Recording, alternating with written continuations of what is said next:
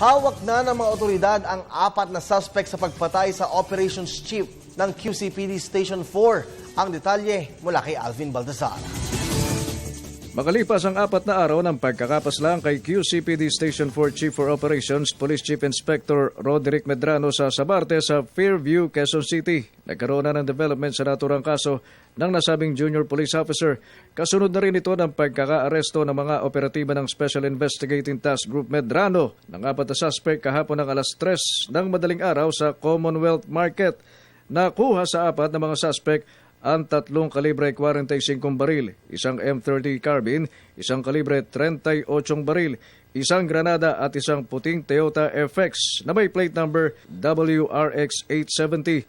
Kasama rin sa na-recover ng mga otoridad ang isang motorsiklo na ginamit na getaway vehicle, habang nasa QCPD na rin ang sasakyan ni Major Medrano na tad ng tama ng bala ng baril sa bintana at pintuan nito. Nasa kustodiya ngayon ang 4 na tiklong suspect sa QC Criminal Investigation and Detection Unit at sumasailalim sa kaukulang documentation. Si Medrano na pinagbabaril itong nagdaang Lunes sa Sabarte Road, Fairview ay maghahatid sana ng kanyang anak sa paaralan ng Tambangan ng pinaniniwala ang nasa 5 hanggang 8 miyembro ng hired killers. Sakay ni Medrano ang kanyang 2 anak at asawa na sa kabutiang palad ay nakaligtas sa pananambang.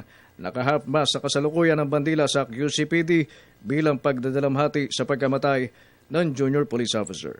Para sa Telebisyon ng Bayan, Alvin Baltazar.